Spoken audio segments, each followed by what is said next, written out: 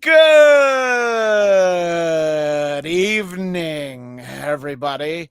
Welcome to Marvel Movie Talk on the Blackcast Entertainment Network, also known as a YouTube channel. As always, I am Christian Blatt with another live conversation about Black Panther 2, Wakanda Forever and Ever is what we're calling this episode. But we're excited to have assembled, I'd say, a murderer's row of commentators here. We're going clockwise for our visual audience, the one and only from the Elvis Duran show and Wacky Packages, David Brody. Hello, everybody. I'd like to Hi, just David. update that to formally from the Elvis Duran Morning Show. And formerly of Wacky Package. But you're always from it, you know? Yes, I am from it.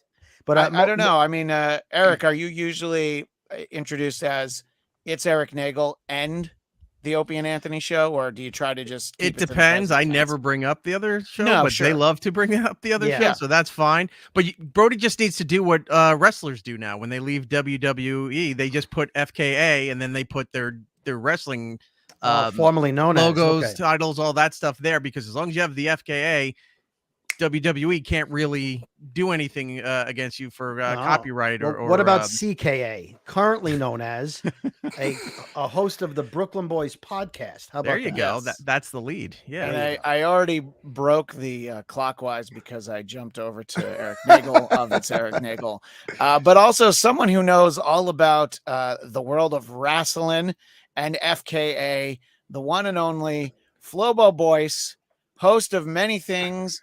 All you need to know is that he generates new content every day. I'm getting Flobo, tired. Happy New Year. How are you? I'm good. It's kind of ironic that there's an actual podcast called Brooklyn Boys, and I haven't been on it. I'm just putting it out there. Because you're a Brooklyn boy. Yeah. I'm from bada boom, Flatlands. All right. Well, to clarify, it's not called every Brooklyn boy, just more than one. It'd be like that. Okay. Yeah. Look, there were a lot of people that lived in that house on the Waltons, but not everyone whose last name Walton was on that show. Right. You know what? Luke Walton was never on that series. The Beach Boys and David Lee Roth sang, "I wish they all could be California girls." He didn't mean the ugly ones. He just meant like some of them, not all of them.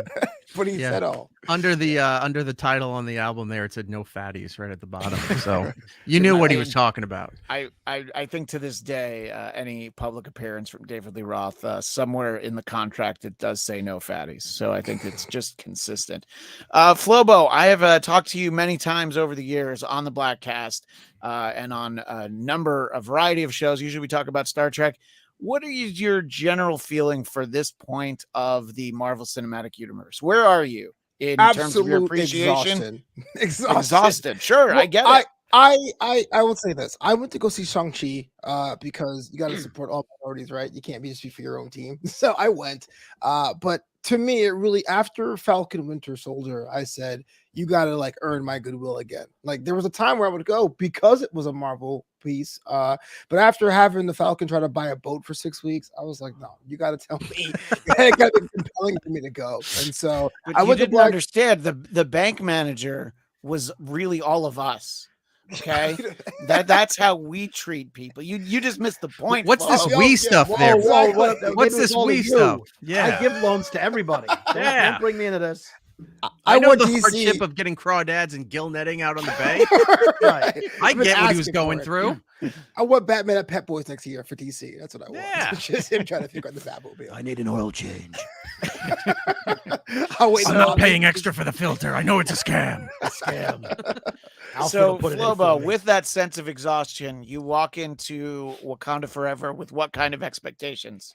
So, just for context, the first Black Panther was actually one of my favorites. Not because I'm black, but that does help. You're what? But because I'm a first generation American, and so there is that whole Killmonger story about being Wakandan but not being completely Wakandan. So I was already bought in. I already was table stakes. Now, if this were the first Black Panther movie, I am not sure I would have seen it within the first 2 weeks. But it was grandfathered in for me to be like, let's buy a ticket. Okay, so you actually go to see it, and of course, we know that this movie is, of course, not going to contain the character of T'Challa. Chadwick Boseman sadly passed on. Obviously, there's some touching tributes, but we knew this wasn't going to be his story. So, going to actually see the movie as you're watching it, and when it's over, what were your thoughts? You know what? It was the story and plot were pretty thin. I felt like the first one was a lot better, a lot more complete. I was thinking about this watching it, and because I'm doing the spoiler alert, Shuri's in the movie, right? About all the Offset controversy. Sorry. Just a quick Offset notation. People have had about 2 weeks to see it now, but we are definitely going to talk about all the spoilers. We're not going to hold anything back. Okay, great. If you haven't seen the movie, you shouldn't be watching. I want to point out one other thing too. Yeah, he didn't spoil anything because Lego did it 3 months prior. They put it right on the front of one of the boxes, and you're like, "Oh, she is Black Panther. There she is in the outfit, right on the front of the box." Yeah, you can get all your best scoops from Pops figures and Legos. They constantly are ruining everything. Everything. Yeah, I mean the Pop Vinyl. The Pop Vinyl had the time travel suits from Endgame. Right? Like and they had all the Doctor Strange characters, and then they did stuff also with this was Lego, not Funko. They did it for the last Spider-Man movie. There was a couple of things revealed in there before Doctor Strange was going to be a full part of it. There he is in the play set. You're like, oh, so he's part of this too.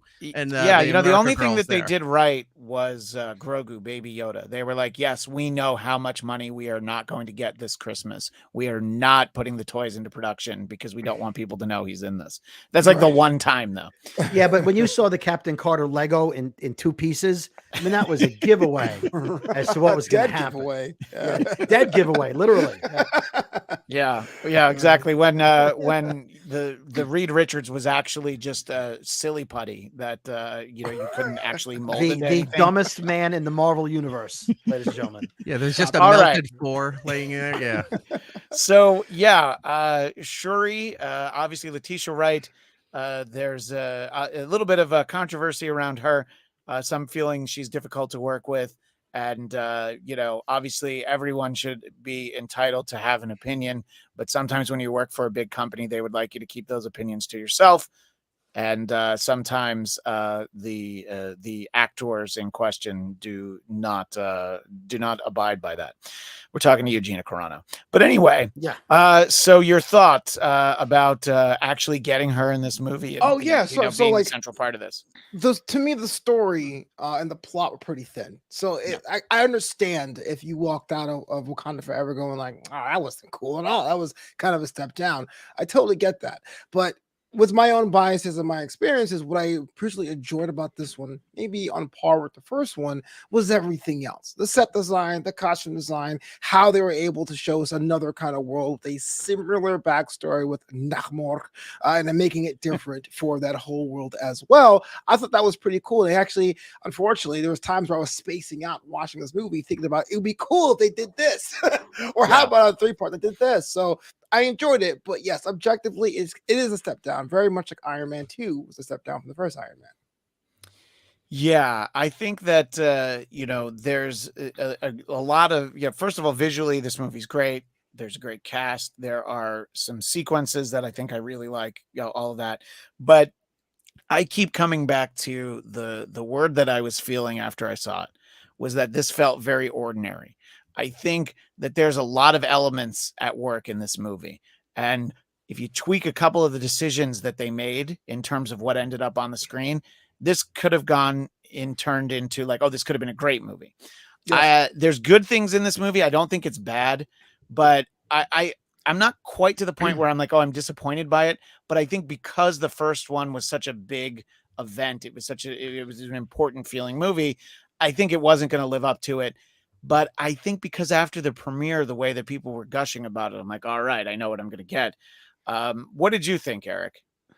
I do think a combination of what both of you guys said. Yeah, it was a little lackluster, but I think they overpacked the action because what else were they going to do with their lead character gone? They couldn't really go into a huge other story, interconnecting it to everything else, which I did enjoy the fact that very minor spoiler, the movie and the mid-credit bit that they did was all self-contained. It wasn't leading out into, oh my God, there's Galactus, or everything somehow needs to have Mephisto in it for some reason. All that stuff. Everything was all self-contained within the Wakanda world.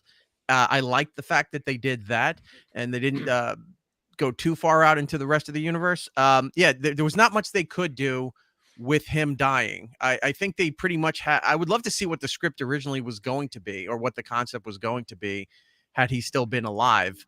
But I think they did what they could. There was a lot of dialogue, like a lot of dialogue for an MCU movie.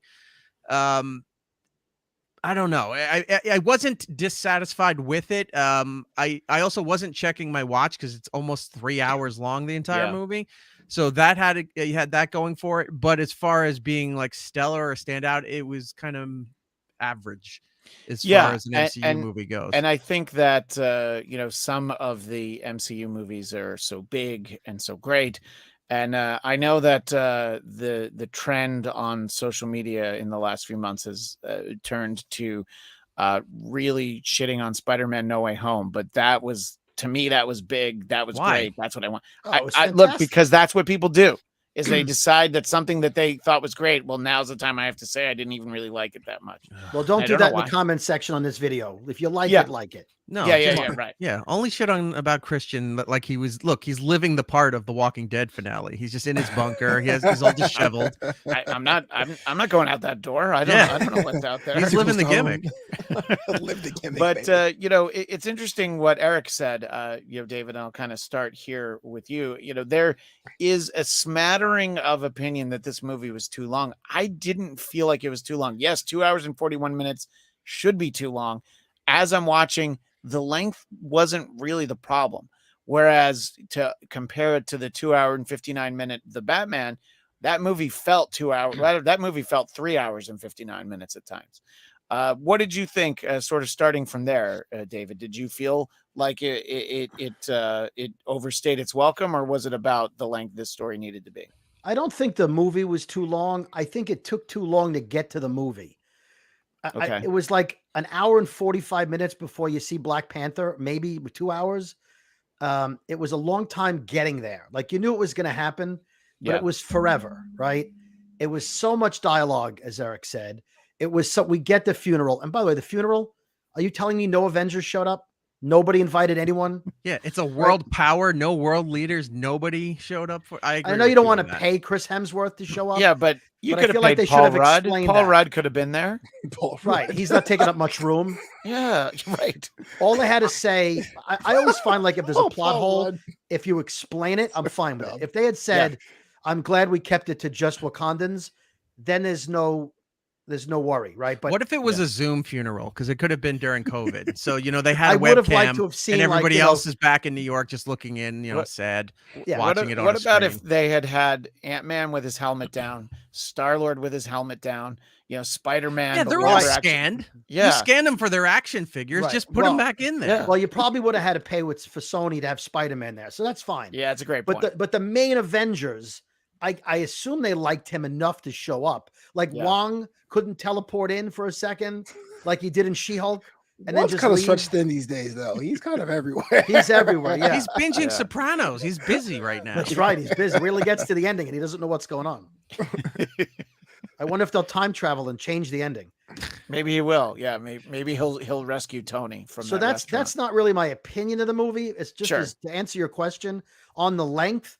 I don't care how long a movie is if I enjoy it. Sure. Right? It could be an hour and 20 if I loved it. It could be 4 hours if I love it. I don't care. This movie had so many. Hold on. I got a list here. These are all the plot holes I'd like to discuss at some point. Wow. Things that didn't make any sense. We'll get to that in a moment. We'll get to that later. I can't wait. Yeah. Yeah. I love to hear that. Yeah, there's a couple, and I don't have a handy dandy list, as they say, but I feel like a lot of the things that you have on yours, you can definitely see some of the problems in putting the script together. The one thing that I've touched on in past conversations with this, I think that I let myself over the last couple of years get caught up in the idea of, why didn't they just recast T'Challa? And I think this movie did a good job answering. Here's why we didn't, as in, Ryan Coogler, the filmmakers, the studio, the cast, they felt that this was the way to do it. Now, dealing with the mid-credit scene, we'll get another Black Panther, we'll get another T'Challa at some point, but what do you think? I'll ask you first, David. We'll do reverse order this time. Sure. Do you think that not recasting the actor and just having somebody new show up in this sequel as T'Challa, do you think that this was the right choice? Well, for me, I would have recast the role, but I understand why they didn't. Like for me, they recast War Machine. Nobody even noticed, right? I did. Well, you did. Well, okay. I thought T'Challa was a better roadie, but that's not your point. Yeah, but it wasn't like he's a better mathematician. We've seen how many Batmans, how many Jokers, right? That people replace the characters all the time, right? But that's not continuity. No, it's not continuity. Look, they're gonna make. By the way, the mid-credit scene, I believe, was part of the movie, and I believe they cut a more important mid-credit scene that maybe was a surprise cameo, like Doctor Doom or something. Because that mid-credit scene, how often is the mid-credit scene the exact same scene as what just happened before the credits? Not one that I can remember. No, and that's why I liked it, because I felt like, look, this is a special situation because the lead died. It's not like a side character died. No, I get it. The lead died. It's a cultural, significance with this movie. So I think that choice of the mid-credit scene, keeping it all self-contained, was a very conscious decision, not replacing something else. I just think I think that it made sense to, like, for this one thing here, we're going to keep it all together and then we're back to business for the next thing. That's fine. Yeah, I agree with Eric's point, but David, I think you could be onto something, because some of these mid and end credit scenes, you could take the scene and be like, oh, you know what? We're not going to put that in Black Panther, but that works as an end credit scene in Ant-Man and the Wasp. Because of whatever it is that it sets up. And that is a rumor going around too, that's one of the credit scenes, but everybody just makes up everything. So who knows? Yeah, who knows? I understand why Ryan didn't recast the role. We all know with the Marvel Universe, little T'Challa can go into a time vortex and lose his childhood and come back out, and he's 28 and he becomes the new Black Panther, whose name is T'Challa. And that's technically recasting. So I feel like they're still going to recast it. My problem with Shuri, she's like 30 pounds and didn't look right in the suit. If that's okay to say. I don't want to offend anybody. No, she's very slight. I think it's fair to say. And, this is something that happened in the comic books, but that iteration of Shuri is very different. Yes. She trains and is very physical and wanted to be Black Panther. Always kind of wanted to, and T'Challa gets hurt and she steps up and is able to do it.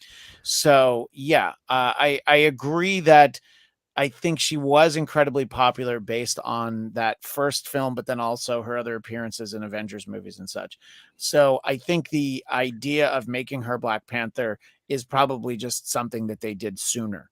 I think it was just an ends to a means. Yeah, but I don't know if she's going to stay Black Panther. I don't think she is. The ending of the movie, before the credits, you had I can never get the name right. The leader of the mountain tribe, M'Baku. Yeah. He's already challenging for the crown. During that ceremony, because she's doing science stuff, didn't want to be involved with this anymore. So it seems like he's going to be the next Black Panther. Like he's definitely going to be the king of Wakanda. I think she's fine with that. She's going to move into other things, now that you had Julia Louis-Dreyfus's character there, so that's the Thunderbolts and leading to it could be like Dark Avengers and or other stuff that there's possibilities for in the next couple of years. I think you're going to see her just move to some other things rather than being the Black Panther character. She just did it because she was all rageful and hateful and all that stuff with everything going on. So like when she showed up, this was not supposed to be funny, but it was during my screening when the ship shows up and she drops out of the ship and does the superhero landing in front of the whole tribe. And this is supposed to be the big applause moment, like an Endgame kind of thing. Like, oh my God, she's there.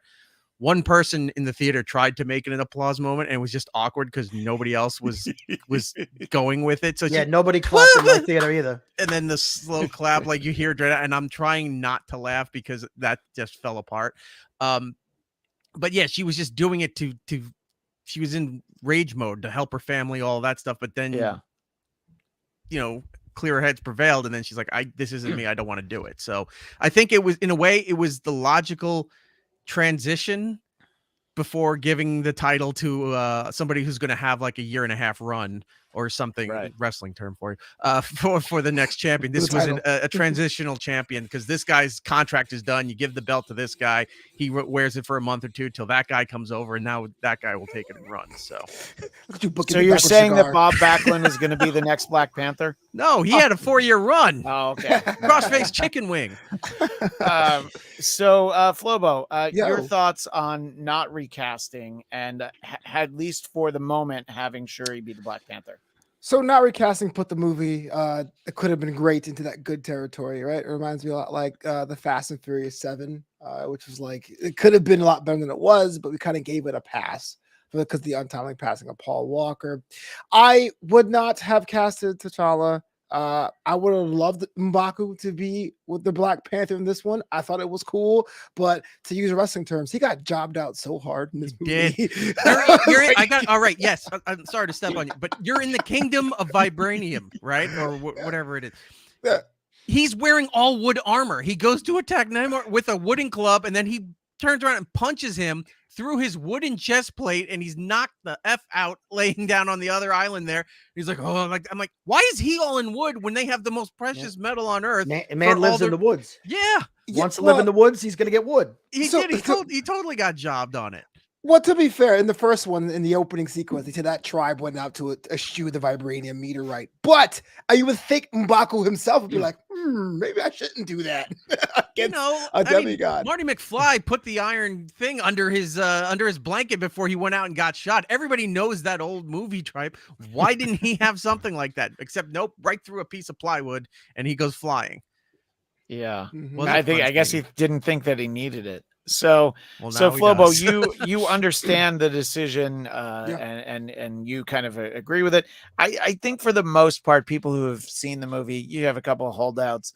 I think it is a little bit unprecedented because of the fact that, it's the lead, and it was a very important cinematic figure, was Chadwick Boseman as Black Panther. There was something I wanted to move on to, but I'm actually really interested in David's list of plot holes. So why don't we start working our way through that? Right. And I'll weave in and out with some other things. But, right, so they may not be in order. Dave has a list of complaints. Get out of here. Yeah. So he'd like to speak with the manager. Yes, please. So in no particular order, the Talokans send the Wakandans to go get the scientist, right? They say, go get her, bring her back to us. Right. So they travel to where Riri is, Chicago, right? MIT, Boston, right? They go to MIT and they get her. And for all intents and purposes, it looks like they're doing what they were supposed to, right? And then on the way back with her, the Talokans, who don't want to be known, they don't want anyone to know they exist, attack them in public to take her when they've already agreed to bring her back to give her to the Talokans. There was no reason to attack her. Would you agree on that? I would. And also, for me, a major plot failure is the only way to deal with this is we have to kill this scientist. Oh, that's on my list. I went out of order. You're 100% right. Really? So, not the fact that this whole fight took place on a major highway where there were no other cars. Right. It was just them fighting in the north, in Massachusetts, where there's no cars. The Celtics were in the playoffs. Everybody was watching. So to backtrack, that's the explanation they needed. There you go. At the garden. This teenage girl invents a vibranium detector. Yeah. First of all, I want to know how she invents a vibranium detector when she doesn't have any vibranium. Oh, we don't know that. No, there's no vibranium anywhere in the world. And certainly a 16-year-old in her dorm room, or 18, whatever she is, certainly didn't have any vibranium laying around. So how are you going to teach the machine to discover vibranium if you don't know the makeup of it and you don't have any? So that's a plot hole. Second, do the Talokans and the Wakandans and everyone in the audience really think that if you give a vibranium detecting machine to the government, that not only aren't they going to copy it and figure out how it was made, but they're going to take the only one in existence and drop it into the ocean where it might get destroyed? Okay, I think you're right. However, we are talking about not just the United States government. We're talking about a government. It is possible that they wouldn't. You would think that they would make another one, but there could be like, well, here's how much that would cost. Go ahead and send it out there. Wait a minute. The little girl made it out of scraps in her garage. I'm pretty sure they can afford to make another one. He's right? Like Ironmonger. He made the cave with scraps. Yeah. Why wouldn't they want one like in every ocean around the world, every sea, to look for? This could be make any sense. This could be like a Death Star scenario. You know, they have the one, they wanted to use it right away to claim the land, claim where it was, while they have the specs, and they're building others that we don't know about yet. Next movie, we could see like they've got a whole bunch of them. It could be that. I am so anti Riri Williams, even on the printed page, that I just thought she's gonna be shoehorned. No matter of all the new heroes that Marvel has, that one just takes me off the most. But. So you like Kate Bishop more than Riri Williams? I'll take it because that makes sense. This derivative character that's obviously named after Rihanna is now shoehorned into this whole Black Panther thing, and I love interest? Question mark? I don't know. Now you have to take into consideration that there are teenagers out there who could be named after Rihanna. All right, we're getting older. Okay, absolutely. Also, I'm not sure if Riri Williams. I don't know when she started in Marvel Comics, but Rihanna was 2006. Yeah, so I think she was around in 2009, but I'm talking about Riri. But I would have to check. And she worked with Tony Stark in the comics. Yeah, obviously. There's a connection to like how she's able to come up with Stark tech. And instead, it's just like, oh yeah, I came up with it on my own. Yeah, that's another plot hole. So, are there more Riri Williams plot holes for us to focus on before we talk more about Riri? No, I think the whole thing about her creating the thing and the government taking it without a permission. No, the fact that I'm still going old school with calling him Namor. I apologize. He's the Submariner to me. I thought that was kind of cool though. That they named him Namor. Namor. Yeah. As in no love. Yeah. All right. Riri Williams was created in 2016. Yeah, okay, so she's even newer than I thought. She's newer than Jay Foster. They came around at the same time. Jay Foster's story. By the way, Dominicus Saxon in the chat, as always. I'll take Kate Bishop over 100 Riris. Yeah, I'm okay with that. That's a lot of Riris. Kate Bishop is a win. That is a win. Plus, she has a better attitude. Yeah, I think Yelena Black Widow is the GOAT, but that's just me. I thought we were talking about Young Avengers. She's going to be part of whatever they're all going to be. You know? Yeah, Hawkeye's daughter, not a problem with that. She looks okay, as far as her character. Although she does the stupid thing in the trailer where she opens up the dimension. You mean Ant-Man's daughter? Ant-Man's daughter. Yeah. Which, by the way, just to sort of pull on a thread from earlier, that was a very convenient way where they're like, yeah, now this character is a lot older, so you're welcome, because she was a little girl in Ant-Man 2, and now she's like in her 20s, because of the blip. Right, exactly. Yeah. One more for you. Yeah. Namor didn't want anyone to see the Wakandans, right? No one should see them. Yet they attack a giant military vessel that certainly could have had security cameras and footage of them. And Lake Bell, the woman on the ship, she's a major actress, right? She's a known commodity. I have to believe there was a lot edited, like that she had a bigger role. It seems like a fairly big actress to have in like 45 seconds of a movie. Well, they also, and I mean, at one point, Martin Freeman's character references, that he had friends on that ship. She's also the animated voice of a Black Widow in the What If series. So yes, they, she's within the family, so she's not going to, she probably knows better than to complain about having her scenes cut out. I liked the Riri Williams character. I liked watching her with Shuri. I thought there were some interesting things, but it didn't need to be in this movie. I think it's a great way to prop up your streaming series that you're going to have. Now people are a lot more aware of her. I don't know that it was necessary. At the same time, I did enjoy it, but I think that all of David's questions about the storytelling are right. But Flobo, you're just filled with hate, huh?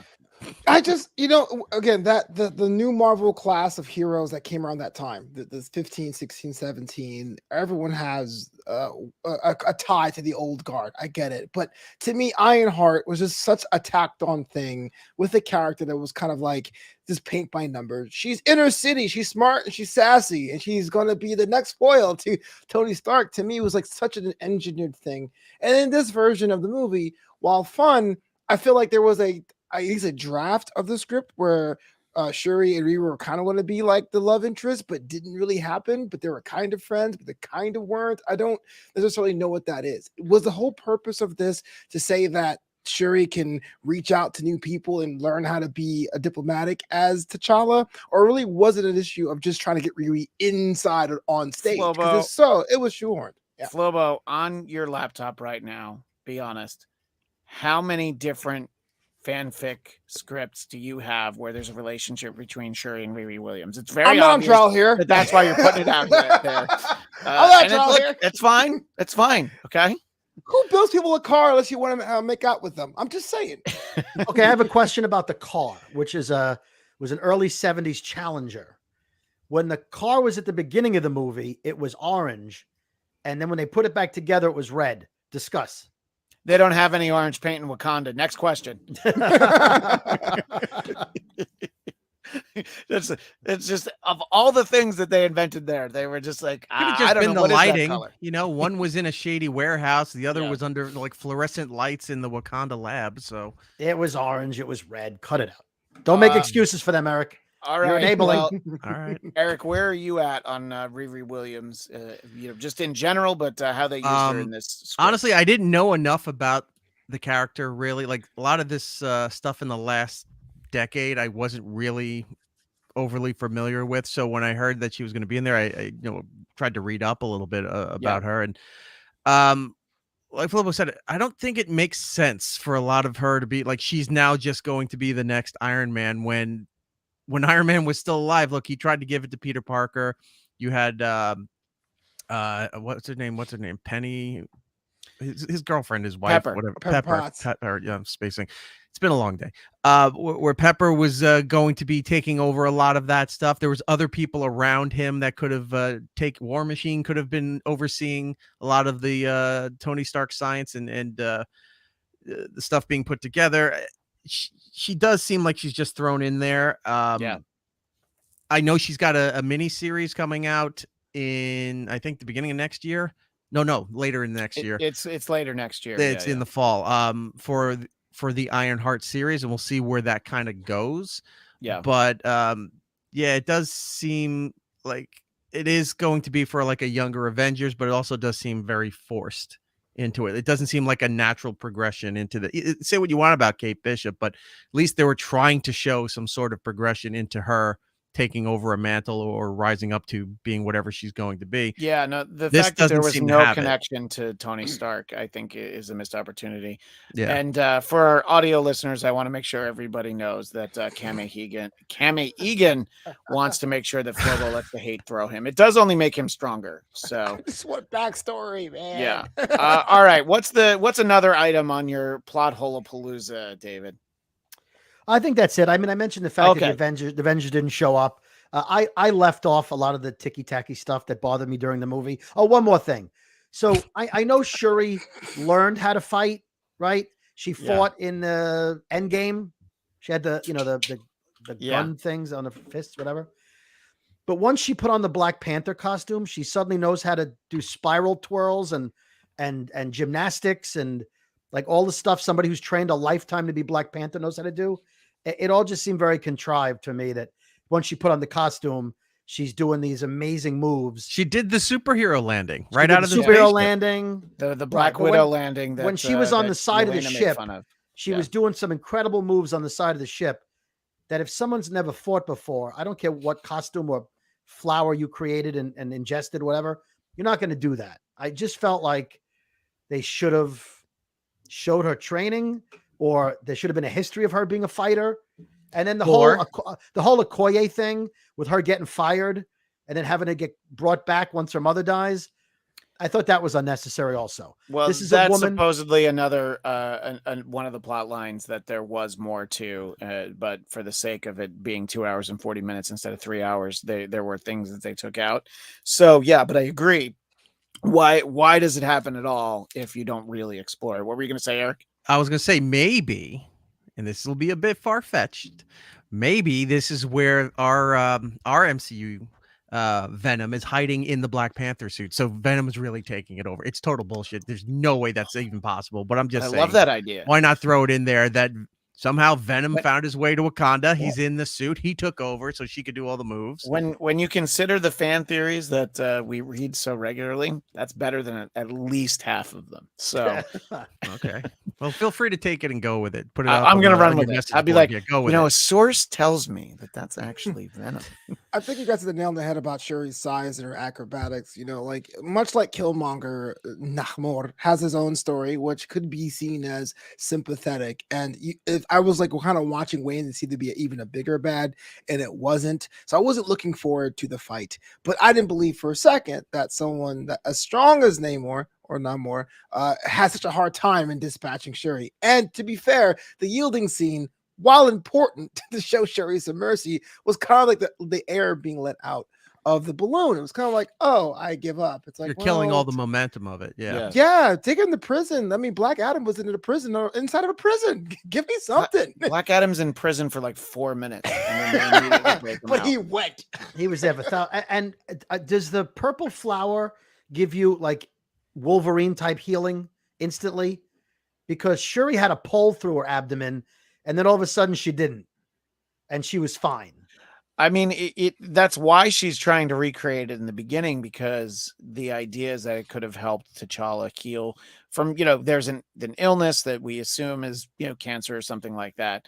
But yeah, why didn't they name that? They just kept saying a mysterious illness. It's like all this stuff that's going on, and that one thing that can relate to people, that he had cancer and he didn't reveal it to his family like he did in real life, honoring that. Well, they just was like, oh, mysterious illness the entire time.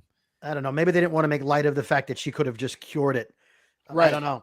Well, I did actually think that was a good beat character-wise. The fact that she eventually is able to synthesize it, so that it wasn't impossible that she could have helped save her brother. She just didn't have the time. I do think that that's one of the things that they did well, because that was basically, they set out to handle the grief for the passing of Chadwick Boseman and a way to tell that. And I think that there's a couple of very nice montages in the movie, the sort of the silent Marvel, opening logo with just images of Chadwick Boseman, then actually seeing some scenes with him at the end. I think a lot of that is, I think that stuff was well done. And for me, the one thing that I always come back to every time I talk to people about this movie is that this is the first time in my life that Namor has been interesting. I have never found him an interesting character. I read an entire John Byrne run in the 90s of the Namor series. I never really cared about him. I think Namorita was more interesting than him because she was in the new Warriors. She had more to do. So I think that he's a great character.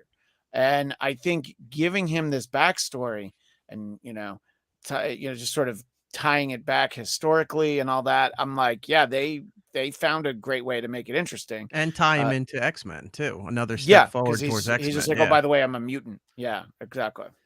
So it's always interesting when you have these characters that a lot of people don't know, because maybe another version of them from another company is more popular. Like Aquaman's the premiere for a ocean dwelling kind of being. But Namor's 25 years old. Yeah, that's what I'm saying. Like, but the Namor's character is older than Aquaman, but people only know this one here. Same thing with like Atom Smasher and Ant-Man. Like Atom Smasher was before Ant-Man, but people know Ant-Man. They don't know Atom Smasher until the Black Adam movie just came out. Right. I think a lot of that is that sometimes those characters, just because they were first or whatever, they didn't have the right writers. I always, like Brody said, I always found him boring. Like, I just didn't care. 100%. Like, he should be more interesting than he was, but you never cared about what he did. Same with Aquaman. You knew who Aquaman was because of who he hung out with, so he was always involved. But all his stories were terrible too. Like, who cares about Adam Curry as well? I think it just falls into the fact that nobody cared, or nobody really knew publicly about Namor, and nobody really cared about his stories. The ones who did. This is a chance, tying him into X-Men and to mutants or whatever they're going to do going forward, to make these older characters that for the longest time no one cared about actually be worth something to people. Yeah, and it's interesting because obviously, Namor and Aquaman both have Atlantis, so they were like, okay, we're not going to have it be Atlantis. That was we're also going to make it a lot cooler than the Aquaman Atlantis. What are your like thoughts? Avatar underwater. It was all glowing.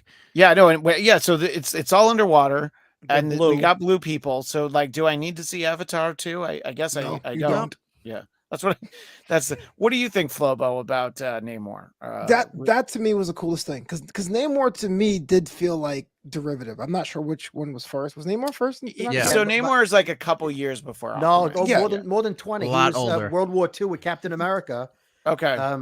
He actually, if you read the Invaders comic, he fought the Nazis with the original Human Torch, right? Whose body got used to make Vision. Yeah.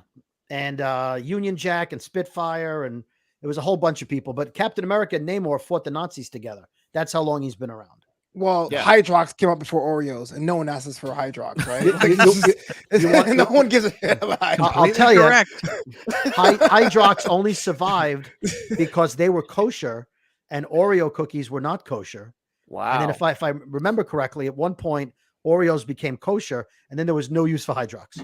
So what you're telling me is that Betamax was not kosher, and that's why everybody went with Betamax. That is correct. So, and also Kanye told me that the Jews control the cookie industry. That's how I know. Nice that you admit it, Dave. Yeah, I'm Jewish, so I get to say that. Just look at the Keebler elves. Do we need to say more? I think we can probably move on at this point.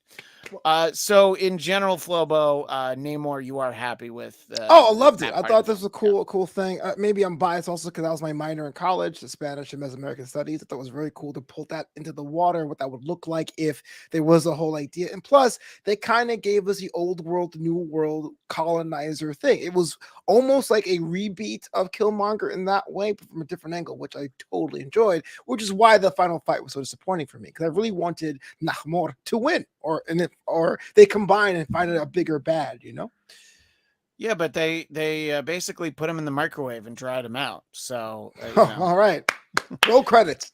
Yeah, they put him under the old heating lamp at the diner, while you're waiting for your food to be served. Yeah. Daniel Drew jumps in. There's a character that we do see in this movie, Atuma. It's more of an Avengers villain, but maybe not Namora.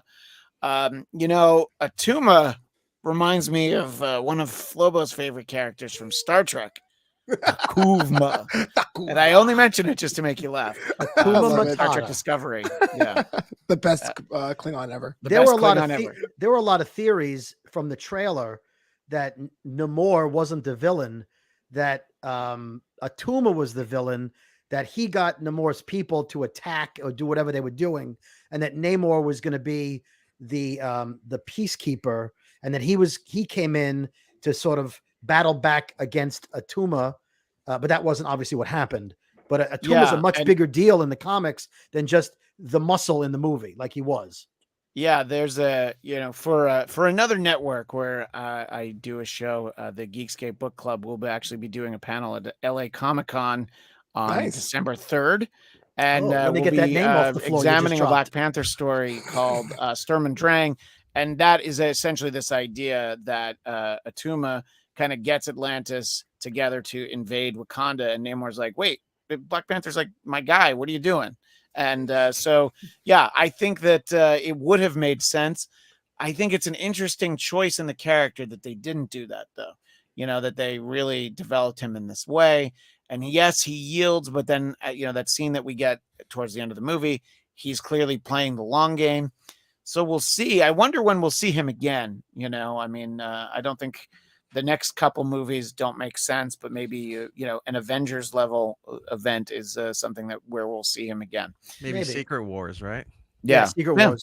Did you guys think it was bold of Namor, who really doesn't know about the surface world as much as probably he should, that he was ready to take on the entire world? Did he not see what Earth's Mightiest Heroes did to for the Chitauri, Thanos? Yeah, didn't have his people blip out too? Who knows? That's a great question. I'm wondering about that, actually. Yeah. If they should have, because it's like it didn't just happen on Earth; it happened everywhere. Half of existence. Yeah. So, would have been something for them to say. Cammy Egan, after my own heart.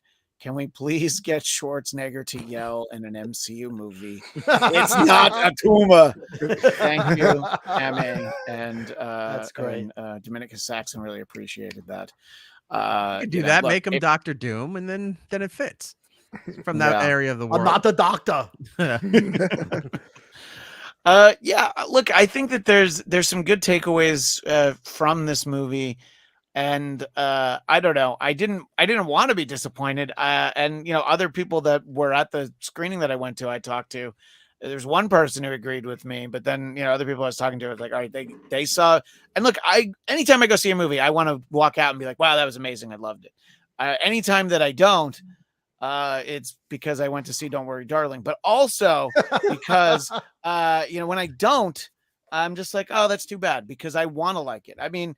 It's very easy to rag on DC movies, but I want them to be good. I'm taking the time to watch it. I would like it to be good. Sometimes they're watchable, but the biggest disappointment for me, which I know it's like I'm being facetious, but I'm legit about this, is the simplification of the post-credit sequence. Marvel has been so good with those credit sequences at the end with the sand play the last time that what we got were, it was kind of muted. And I was like, well, okay, you gave me a story, didn't really have the big battle like we had in the first one. It kind of was a political thing. And then you have the credit sequence, which is also muted. And then you give me the credits where you go, okay, all right, well, that's fine. So there was no like moment where you walked out of the theater like an Iron Man 1 or even Doctor Strange, like doing this, feeling like you're a character. It was kind of like, oh, I just went to a wake. Is that how you walked out of Doctor Strange, Flobo? Oh, absolutely, yeah. Okay. That's how we walked out of Spider-Man. Every movie just did this, whether he was in it or not. He walked out of Don't Worry, Darling like that. Yeah, too, so. Yeah. I'm just more angry at the Spider-Man movies. No, I agree with you. Like the ending scene, like I said before, it could have been on the end of the movie. Like, yeah, it's cute. He had a kid. That's fantastic. It doesn't move the Marvel universe at the moment. It was just like one of those, you go, oh, that's nice. But it wasn't like, Nick Fury announcing another group, right? Right. It wasn't like a Dr. Doom was like in an adamantium, not a vibranium suit. There was like where you saw a guy in the background and he's Doctor. There was nothing that the movie led to that the ending was shocking and led you to the next Marvel movie. This movie felt like it had to be made, but that's not a reason to make a movie. Yeah. Right? And by the way, what was missing was the fact that any of those things could have been an end credit scene, but we only got a mid credit scene. I always feel like I'm getting ripped off when I don't get 2 credit scenes. What were you going to say, Erik? Like what I said earlier, it was all self-contained. I think they didn't know what to do with him passing, that they said, we're taking a step back from what we normally do with the Marvel stuff. This is sort of going to be a delicate situation of what we're doing. And I think that's why it wasn't as over the top or expanded Agreed. into other stuff here. I think they just really felt this was the safest way or the most respectful way to do this. So they just did it for this particular project. And then they go back again, Monday comes around, back to business as usual. We're dealing with this as the best way that they think as a corporation can do. So who here paid less for their ticket because Marvel chinched out on the action? Well, I went to a press screening, so I didn't. There you go. And the popcorn was free. So how many Marvel movies, even though there's been like 24, however many it's been, where you go to a Marvel movie and everyone's getting up before the credits, right? And you're like, you dumbasses. But in this one, because my daughter had seen it the day before, I already knew there was only one scene. Yeah. So I was getting up and people were looking at me like I was the guy getting up too soon. And I was like, there's no second scene. You're wasting your time.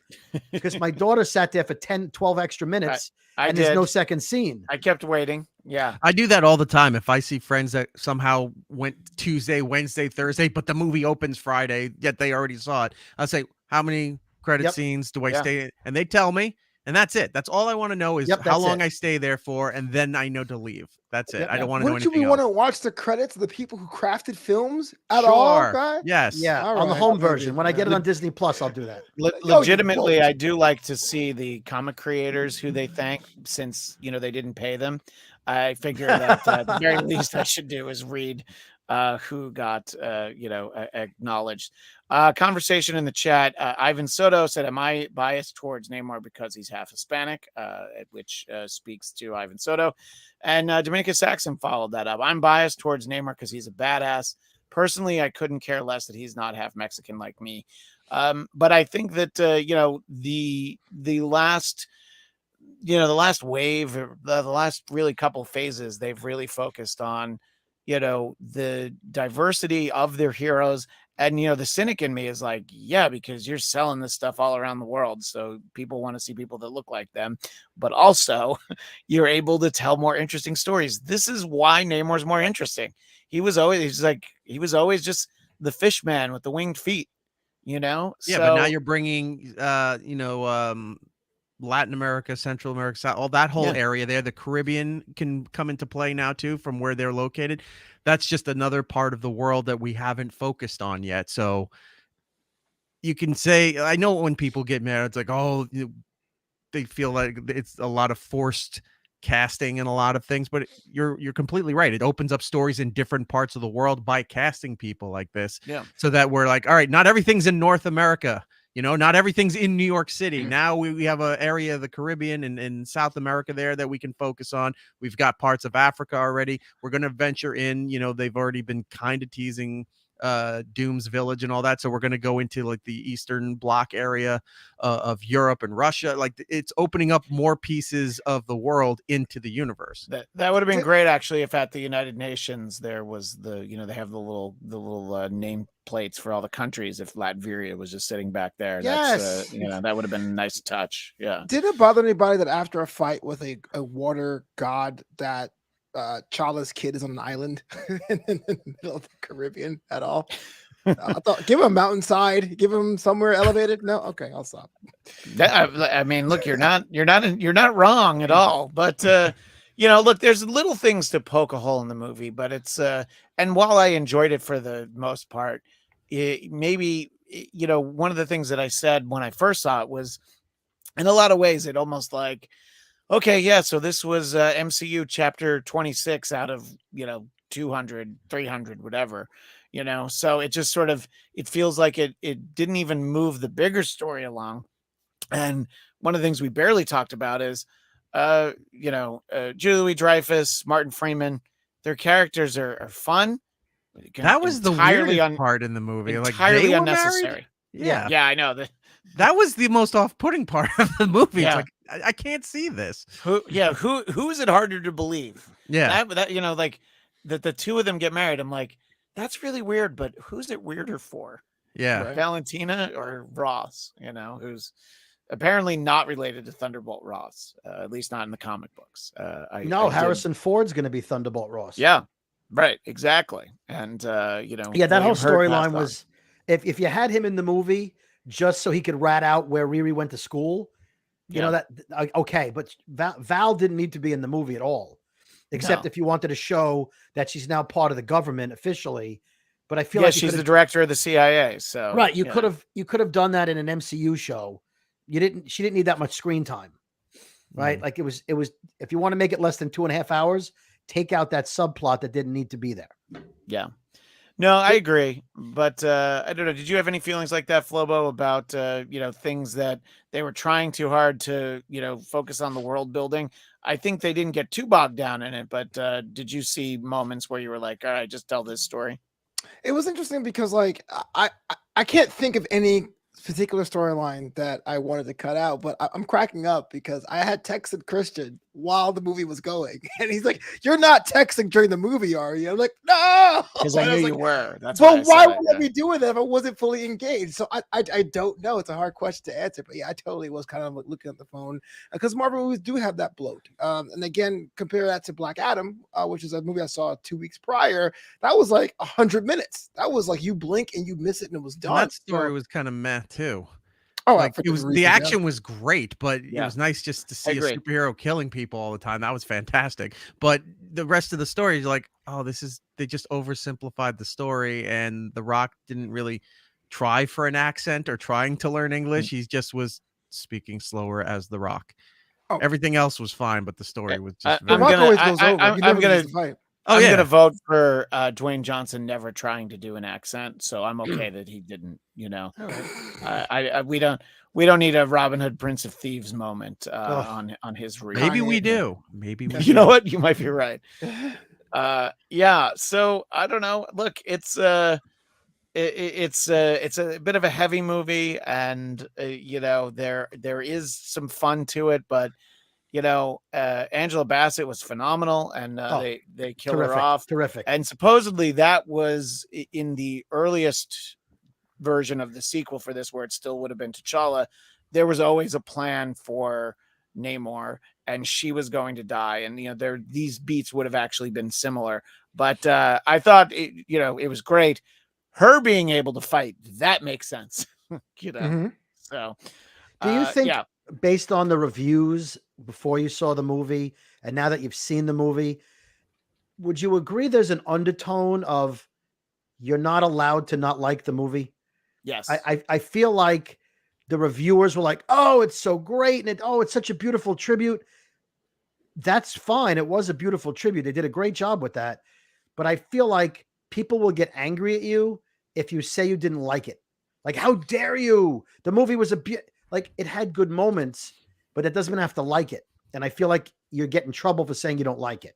Do you feel I was worried about saying I didn't love it after I saw it, but I felt like I had my odds. I talked to 3 friends who I'd been sitting with. I'm like, all right, one of them is going to agree with me. And she did. The other 2 didn't. But but I was like, or at least somebody kind of saw what I saw, you know? But yeah, I don't know. I mean, I think that because Black Panther, the character, the first Black Panther, obviously there was the cultural significance. Maybe just people are afraid to say that they didn't like it. Look, if I hated it, I probably I wouldn't shout like I did about Don't Worry, Darling, or Rob Zombie's The Munsters. Don't do that in front of my daughters who love Harry Styles. They'll kill you. I mean, look, he did a great job as Jimmy Fallon's IT guy character from 2000 in the third reel of Don't Worry, Darling. If there's ever a movie that I don't care about spoiling for people, it's that one.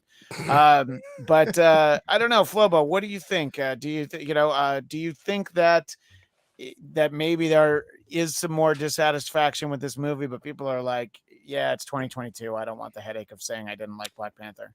I think a lot of my non-Black friends have that concern that they're not allowed to like the film, and they feel that if they say that there's any kind of plot holes in there, then they might be, whether you want to call it cancel culture or people dragging them out.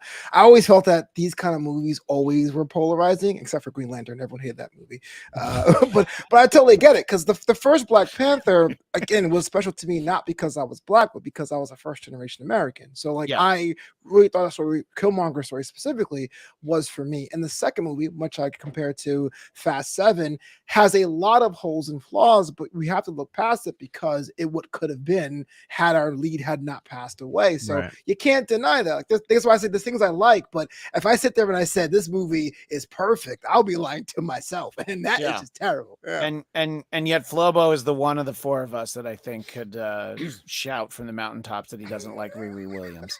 The rest of us are like, no, she's great. Look, I'm going to now. I'm just going to cut this clip, and if someone comes after me, go, no. See, he said it first, so I'm following his lead. Yeah, look, until Into the Spider-Verse, I was always like, Miles Morales, man, I'm a Peter Parker guy. But then I actually saw a story with him, and I'm like, oh, I like Miles, you know? Oh, yeah. So, Dave's old, his bladder can't last. And I think that, Flobo, maybe an Ironheart series, maybe she'll win you over. Her Target they have a lot more explaining to do with her. if that series is going to be done right, they really got to almost like Peter Parker, where it's like, all right, he just did a massive Avengers event. Now he's back in his world. We got to develop him and his story. They got a lot to do with her, because her coming in, especially the attitude, drove me nuts, where she just came in and she just had this attitude of not of being afraid or not believing what's going on, but it was just one of those attitudes where everybody hates everything. Yeah, that came off like that, and then she started to realize, okay, I need to take this more seriously, and then it, she developed into a regular, or whatever her personality is going to be going forward. It was just weird to come in and that she just hated everything going on was a bit off-putting. To compare the two, even though they're kind of different, with Miles, the story was a little bit different and his powers were different. So you kind of feel like, well, how does that work in the city? But if I told you, hey, in this new movie I'm coming out with, there's going to be a smart young prodigy that's going to work at MIT and is going to be very, very intelligent. And you're like, I've seen this movie a bunch of times. Oh, but she has attitude. Oh, okay. So it's the 90s. You know what I mean? It just feels very dated. And so I want fresh characters, not just rehashes with different colors doing these roles. All right, I'm clipping that too, because that's going to help me a lot. Yeah, we should all have MP3s of Flobo that will help us. Just hating on Riri. You can really navigate Star Trek in an interesting way thanks to Flobo's opinions on it. But in any case, on Thanksgiving Day, we'll have a special episode that we'll record in the next couple days, and people can check that out. And then next week, we'll be back with an episode discussing the Guardians of the Galaxy holiday special, which I was lucky enough to watch this afternoon. And all I will say is it was a Christmas miracle. I loved it. Kevin Bacon's in it. It's going to be fantastic. So good. Kevin Bacon. 6 degrees of fantastic. He's not playing a song with his brother in that movie, is he? Because that's all he does now. He just goes around touring with his brother. You mean the Bacon? They're the Bacon brothers, right? Yeah. So I'm excited to be able to talk about that next week. I'm excited for people to see it. You can't talk about it at all for how many days? I can say that I liked it. I can't write a review of it yet. Okay. I'm going to ask you a question because I know how it works. I've gotten some of these previews before. Okay. Can you say whether or not I'll ask you this. Can you say whether or not there's a bonus scene, a mid-credit scene, or a post-credit scene? Yeah, I can say that there's an end credit scene. Can you say that you liked it? Yes. Okay. Can you say that we'll like it? I don't know. Okay. Is it better than the Black Panther Wakanda Forever post-credit scene, mid-credit scene, whatever? It's funnier. Okay, fair enough. Well, is Mephisto in it? Yeah, Mephisto. It's like a 42-minute special. 27 minutes are Mephisto. So they're all just like, "Where is he?" It's like the Poochie thing from The Simpsons. Where's Mephisto? Why is he not in the room here with us? What's going on? I wonder what he's doing right now. Yeah. Are we getting Nova? Is my question. They were going to have Hank Azaria do the voice of Mephisto, but they decided they want an actual devil person to do it. So, that was for you, Eric. I don't usually use the bell on this show. It'd be great if Mephisto had Mo's voice. Yeah. What are we doing here? I don't know what we're doing here. Mephisto.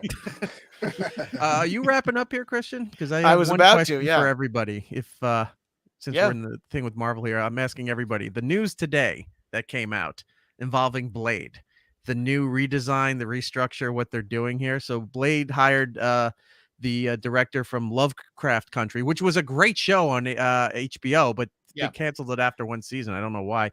They're bringing the director in, and they've shifted the tone and making it a very dark and gritty take on Blade for the MCU, which is what it should have been in the first place. Correct. Now, this news came out, new director, and they're taking a darker tone. Somewhere soon, I'm hoping that they announce, like, hey, you know what? We are making it an R-rated movie. Because Blade can work in ensemble stuff as a PG-13, but when his own stories are going on, look, you want to see the techno blood shower in a club again. You want to see all that cool stuff that Blade had going in the comics and in the Wesley Snipes movies. That needs to be an R-rated movie on its own. Bringing him in. The sense you're talking about, Eric, It's Deadpool. Yeah, you can put him in an Avengers movie that's rated PG-13 if you want to, but his movie needs to be rated R. Right. Blade, more than Deadpool, needs to be rated R. I agree. So with this news, do you agree that, or you think at some point they're going to announce we're going to take a shot and Blade's now going to be an R-rated movie? Yeah, I think Bob Iger is, back in the that too. chair, Yeah, I forgot all about he's that. Like, yeah. He's like, yeah, we want more R-rated movies. Let's go. Although that was, it's apparently one of the things that expedited the loss of, how'd you say that guy's name? Chappaquiddick? Yeah. Bob Chappaquiddick. He got booed. He said that he didn't think adults watched animated movies. He didn't think adults wanted to watch animated movies. I'm like, your company is built on that. Yeah, that's kind of what you do here. Yeah. Hey, Eric, you left something out about the Blade updates. What? They're putting Riri Williams in it. Oh, come on. Yeah. Oh, man, look at you, vampire. You look like death. You need to redo your makeup. Okay, she's not a sassy black woman. You got to stop. She was when she was in her dorm room. She wasn't doing She wasn't doing that. And I didn't like her Iron Man suit. She looked like Bumblebee from the Transformers. It just looked terrible. Like Bumblebee. Yeah. She did. Well, they took that suit away from her. They're like, we can't let you keep that. Yeah, it's intellectual property. That was last fall's look. That's why they took it away. But it's also like, that suit is a movie budget. You're going to go on a TV show, so you're going to get your own suit. You're going to get one that M'Baku is going to make for you out of wood. Yeah, Woodman, that'd be great. That I would love to. One of you mentioned earlier about the idea of M'Baku being Black Panther. I would love to see him with the Black Panther suit on, but it doesn't actually fit. It's like his stomach's hanging out. Blob Panther. He's riding a bike like Debo and Friday, just running around the village. What are your guys' thoughts on Blade? To Eric's point, Flobo. I like it. I at first was like, I'm not sure if an R-rated Blade would work with the whole bright lit, how things are shot. Let's do some kind of trickery like Moon Knight. But from a business standpoint, Deadpool's doing well. Deadpool can't be there forever. If you have like a Marvel Knights kind of universe, why not use a Blade on top of that one? Yeah. What do you think, David? Think that I think if you take a look at Werewolf by Night and how they did that, I think you can do anything with Blade that you want. I mean, they made it a black and white gory movie. Yeah. I think Blade needs to be. What's the group? It's Ghost Rider and Blade. Is that Sons of Vengeance or Sons of Anarchy? No, that's a TV show. It's the Run through this world. Yeah. It's I forget if somebody knows. Spirits of Vengeance or something like that. Anyway, or Norman Greenbaum's Spirit in the Sky. That's what it is. Anyway, there's a Midnight whole group. Suns, right? Is it Midnight Suns? That's it. Yeah, Midnight Suns. I think Blade needs to be violent and bloody and gory. Oh yeah, and better than Morbius. And I think you'll be fine. Yeah, I honestly give credit to Ken, who also. There you go, Midnight Suns. Thank you. Well done. Suns, yeah, I think his movies alone, like the fact that they said it's going to be darker and grittier, I think him alone can be in an R-rated universe. When you bring him in to some other ensemble or somebody else's part of the MCU, you tone him down to be a PG-13. That was my theory when they announced the Fox merger about bringing Deadpool over. And then now they finally announced Deadpool 3 and they said they're keeping it an R-rated movie. They let him do what he does. And I think it would be funny if they bring him into an ensemble film that because it's PG-13, he's beeped and he knows he's beeped, but the rest of the people in the movie don't know that he's cursing or it's beeped or whatever. They have no reaction to it. And every time he says his horrific stuff, it's constantly censoring him. I think that's a funny angle to bringing him in to a lower rated movie. Yeah, I just wonder how much longer it'll be now until we get that Blade movie, because this is they haven't even restarted it again. Like they scrapped everything. So the fact that they made this announcement today with the new director and the new tone that it's going to take, it's going to be a while that they're going to rewrite or redo or maybe even start all over again, whatever the story was going to be. We don't know. And probably we're going to hear something either by Christmas or after the new year somewhere in January that they're going to production starts in May for the Blade movie. And it's estimated for whenever it's going to come out. When we get I think Mahershala Ali was a great choice for casting. And so as long as that's what they're sticking with, and then whatever they do to make the best movie, I'm on board for it. I heard Jim Carrey's taking over. I don't know. It could happen. I mean, he's got a great history in comic book movies. So yeah. How many Easter eggs do you think we're going to see now going into phase 5 and 6 from all these prominent actors and directors that are just shitting all over the MCU? Like there'll be like a Spielberg decapitation or something like that that's going on for the movies just to take shots at Scorsese, everybody. Oh, Scorsese's got to go in a movie. He's got to be Scorsese's got to be the new Stan Lee. Where Stan Lee, like Kenny, he should be the new Kenny. He's killed in every movie. Oh my God, they killed Scorsese.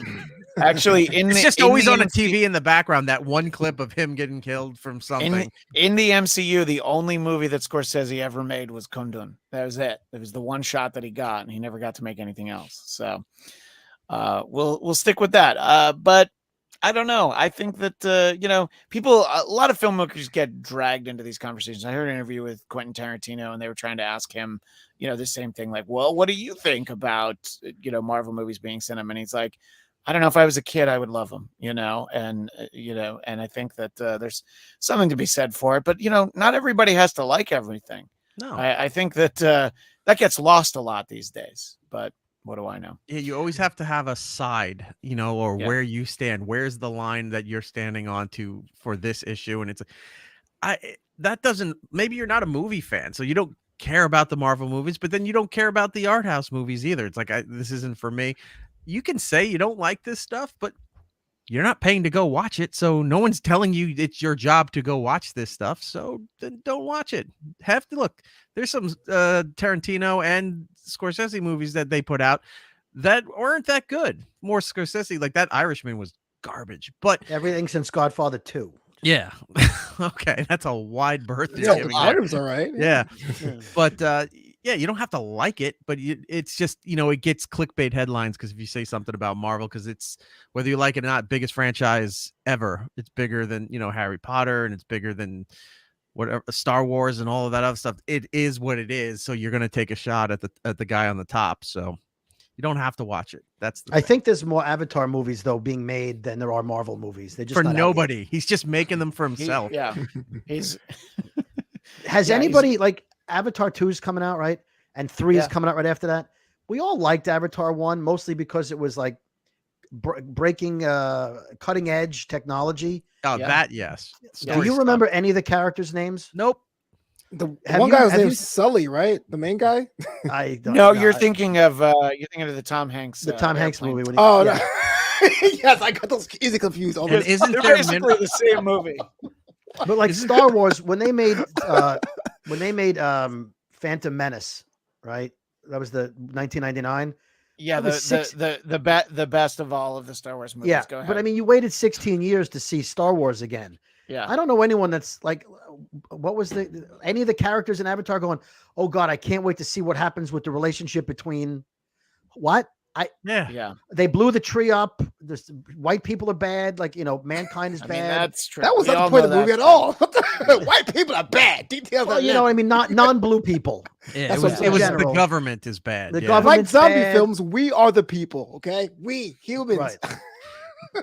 Brody, I had a moment during because Avatar ran as one of the previews before Black Panther, and I didn't think it. I used my indoor and my inside voice on the outside. There was a scene where it was just a horrible line in the Avatar preview, and right as this scene happened, it's one of those dramatic pauses before somebody says something again, and in that pause, I just went, ugh, like that really loud. And I heard myself in the theater. I went, oh God, everyone just heard me. But it was so terrible.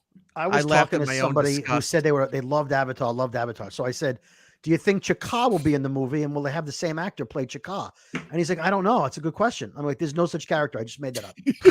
I just made that up. Man, white people are bad. Nah, I'm just kidding. Yeah. No, I mean, but that's not why. Even the marketing's terrible for that. Their big tie-in is they put blue crunch berries in Frosted Flakes, and it's called Avatar cereal. Wait, for real? Oh, yeah. I'm in. Why didn't they just put water in it? Yeah.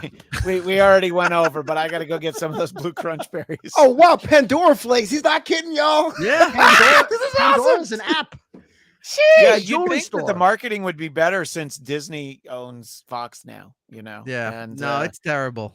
Here's how we could all decide if it's a good movie. Go see it in 2D. and No. then you can decide if it's a good movie. Watch it on your phone. I don't go see movies in 3D or IMAX anymore. I mean, this is the one where I saw Black Panther in IMAX, and I would think I was glad for IMAX. 3D, I 3D's usually terrible. don't enjoy 3D pretty much ever. I can't remember a time where I was like, I'm so glad I saw 3D. Avatar. Yeah, well, yeah, you're right. That's the last time. It's 10 years ago. Yeah. And it's like, even then I was like, I know that this is as cool as it is, whatever that quotient is, wherever that box you check, it's only because it's in 3D. Okay, but when you're watching 3D in the movie and that the numbers count down, they come at you at the beginning, right? Yeah. 3, that's the coolest part right there. You can take the glasses off after for that. an IMAX. Yeah, that's true. Anyway, so I guess we'll all see Avatar 2 in December, and we'll reassemble and give our thoughts. And then a month later, we'll see Avatar 3. And I believe he's got up to 5. I don't know if it's 5 he has films 2 or and 5 3 sequels. done, and I think he has commitments for 4 or 5 based on how 2 and 3 do. But what happens if 2 tanks and you got 3 in the can ready to come out? I hope it tanks. Unfortunately, I think it's opening a weekend that there's nothing else around it, but so it'll do fine. But I hope he spent a massive amount on the budget plus the marketing, and it doesn't bring anywhere near covering that, because I really am just sick of James Cameron. I'm tired of his nonsense. But he's the king of the Someone world. needs a James Cameron podcast, I think. Yeah. That was it. You could just quote me, and that's the whole podcast. Put it out there for later. Sheesh. It's just why do you hate blue people? The same 30-second blurb every week where Erik is just like, I've had it with Jim Cameron. Well, in any case, I appreciate the conversation that we had and the little post-show chat that we're having that everybody's a part of. I want to know what everybody thinks about Black Panther, but really, we're going to start focusing on Avatar before we know it, and of course, the Guardians Christmas special. But if everyone in the audience wants to keep tabs on our panel today, let's go counterclockwise. Erik, where do they find you? You can go to itseriknagel.com. It's Erik with a K, spelled the correct way.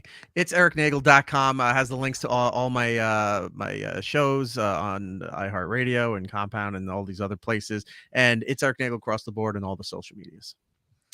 And Flobo, I mentioned earlier that you are responsible for new content every day. Please tell us some of that content and where it can be found. Like Erik Nagel, my name is spelled correctly, F-L-O-P-O. Flopito.com. That's the website to check out where new content lives. But you can also find me on that Twitter sphere, if it's still up, at Flobo Boyce. Come and say hi. And David Brody, where can people find the Brooklyn Boys? The social media right there. You can find the Brooklyn Boys podcast wherever you get your podcasts, unless you get your podcast in some weird place. But it's available most places. And you will see my sarcasm and ability to write puns in the 2023 set of Wacky Packages stickers, thanks to Tops. Shout out Tops. And of course, I, as always, can be found at Christian DMZ, Twitter, Instagram. And I guess I need to look at like Mastodon and Hive, and I don't know if I ever sign up for anything else, I'll let you know. Just go and flame your names. That's it. Hold on. Mastodon, my name on Mastodon at David Brody. I got it. Brody. Okay. Yep. But of course, subscribe to the Blackcast YouTube channel, BLADTCAST. I appreciate everybody spending time with us. I hope that you have or have had a joyous Thanksgiving. And in the weeks ahead, we will be talking about the Guardians Holiday Special. And I was waiting for the end of the series to talk about the new Star Wars series, Andor. So come back, subscribe, find us. We want to talk to you. But that's all the time we have for now. We'll see you next time on the Blackcast. And as the great Stan Lee would say, shave your beard. Excelsior!